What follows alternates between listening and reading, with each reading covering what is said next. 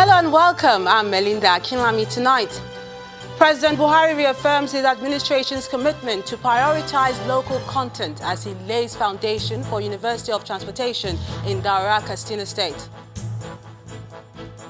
Dangote refinery approaches completion as company takes delivery of crude distillation column with 650,000 barrels per day capacity.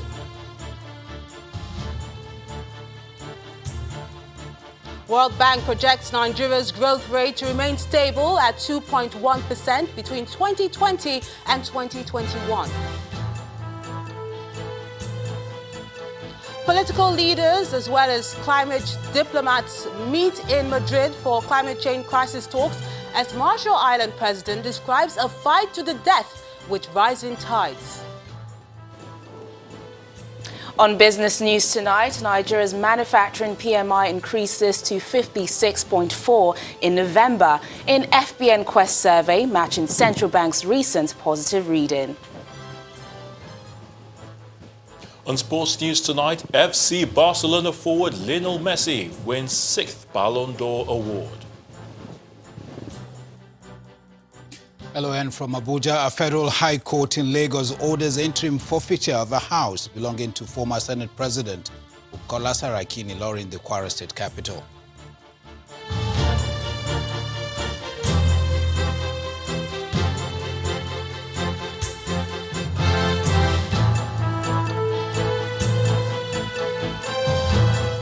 To have a University of Transportation at Daura in Katsina, the president's home state. At the groundbreaking ceremony of the institution, President Buhari re-echoed his administration's commitment to prioritize the participation of indigents and application of local content to the development of infrastructure. He said the project is part of the Economic Recovery and Growth Plan aimed at promoting and developing indigenous capacity through transfer of knowledge and technology acquisition. President Muhammadu Buhari leads dignitaries including governors of Katsina and Kano states as well as the Minister of Transportation to the venue of the groundbreaking ceremony for the takeoff of the Federal University of Transportation Daura in Katsina State.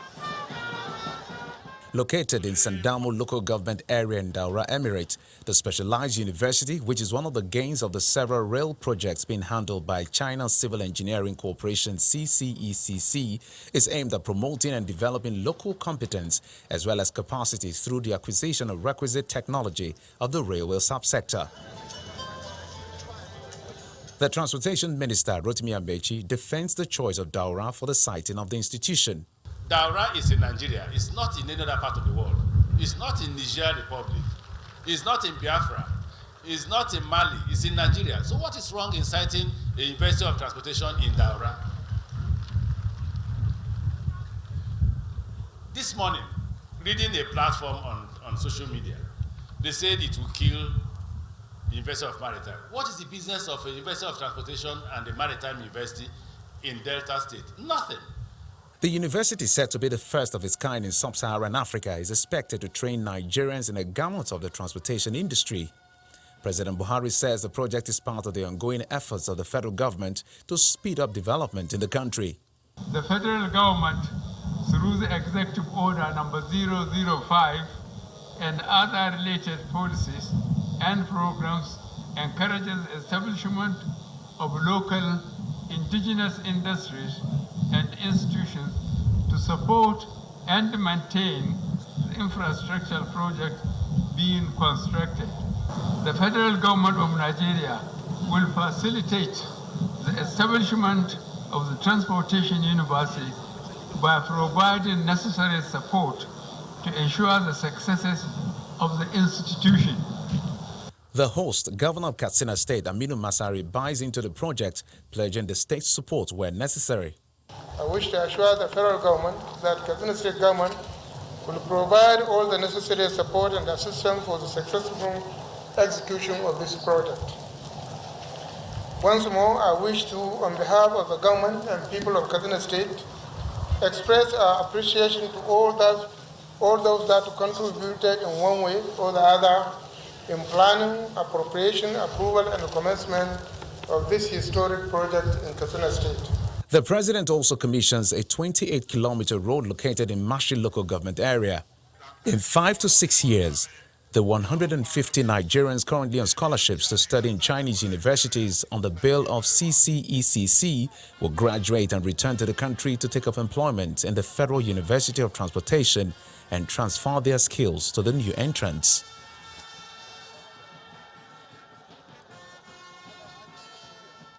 The refinery is closing in on completion after taking delivery of what it calls the world's largest crude distillation column, designed with the capacity of 650,000 barrels per day stream. The refinery equipment is the primary unit processor of crude oil into various refined products. The distillation facility is the heart of the refinery. It has taken them 14 months to construct and more than 8 weeks to be transported here. After a long wait, the vessel is on site and preparation to receive the massive single piece of steel that will change the refining business in Nigeria is set in motion. At about 3 p.m., the large vertical cylindrical vessel berths at the Dangote jetty in the Bejuleki area of Lagos. Because of the type of equipment, a valve, a very big valve, you can see it, which is one of the biggest, I believe, that have been in here in the refinery itself. So definitely we must put 100% safety to make sure that the job is being done appropriately. And we thank the Almighty God, both with the combination of the pilot, which I am, the tug masters, which you can see them, the master on board of, and the whole crew. The vessel is perfectly alongside now. The crude distillation column has been received on the vessel MV Fanzu 9 about 15 minutes ago. This crude distillation column has a distilling capability of 650,000 barrels per day. This distilling capability that is there per stream day is in excess of the entire requirements of the Nigerian economy. We therefore see a great opportunity for us to be able to export the fuel that is there. The equipment works on the principle of fractional distillation, leading to separation of various components like jet fuel, kerosene, gasoline, gas oil, and other refined products. With the weight of 2,250 metric tons, the Dangote Group says the machine is one of a kind. Presently, there is no crude distillation column in the world which is of this size. This is the world's largest crude column in the refining business. And I definitely feel that with the world's largest column, which is 112.5 meters long, single piece of steel, you are witnessing history being made.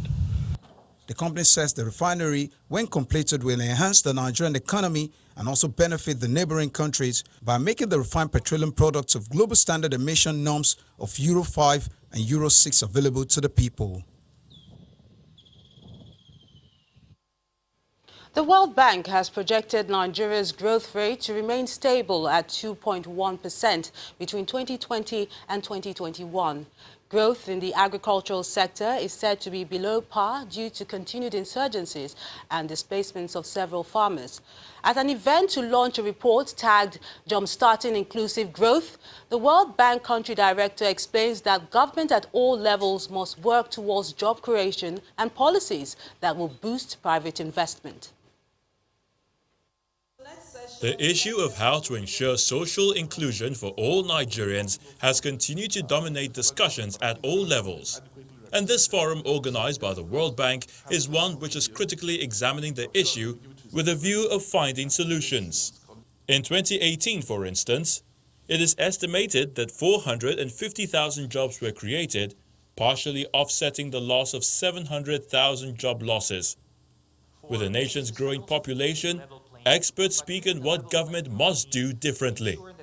The economy is recovering, but probably not as fast a rate as it needs to given the demographic realities of Nigeria. Government has options in 4 key areas. One of them would be to make sure that it mobilizes domestic revenue so that it invests more in much needed human capital and also in infrastructure. Then to make sure that it makes a business environment adequate for entrepreneurs to come in and invest and unlock private capital.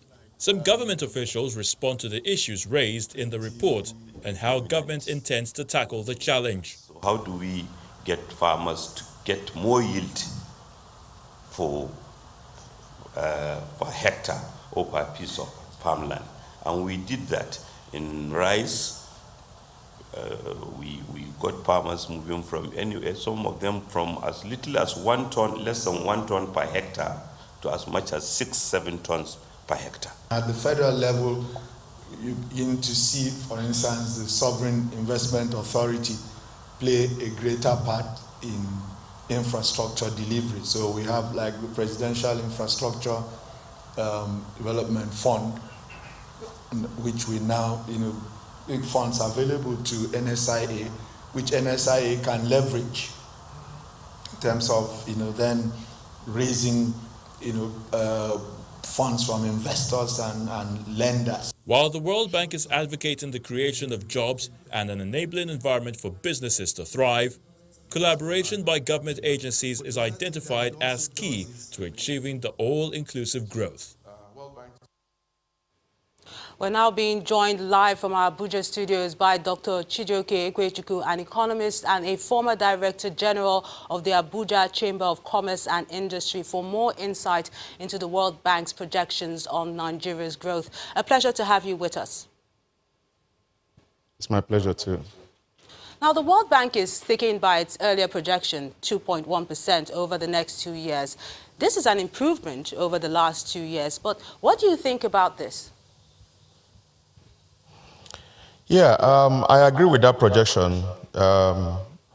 We should have actually done better than that projection, if not for the level of insecurity we're meeting in some parts of the country and the flooding and insecurity in our farmlands. If not for that, I'm sure we should have been growing at a rate more than what they have projected. But that projection is hinged on the fact that these hindrances are there. And if they are there, we can grow at that rate.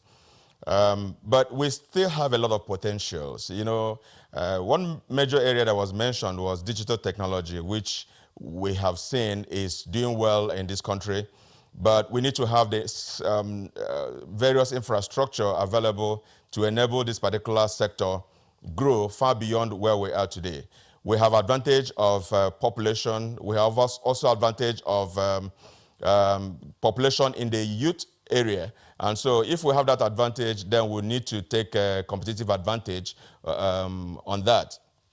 Now, talking about this digital technology, we need to grow our infrastructure. We need to grow certain platforms that must actually make this sector grow. We need to develop the skills of individuals in order for them to understand what we're talking about by training them and providing a whole lot of skills that they can understand. When we do this, you see that the fintech that we're talking about will just drive itself, and a lot of other areas of digital technology will obviously grow. The way to believe this is the fact that if you know that the net worth of companies like Amazon, and Amazon has a net worth of about $315.5 billion.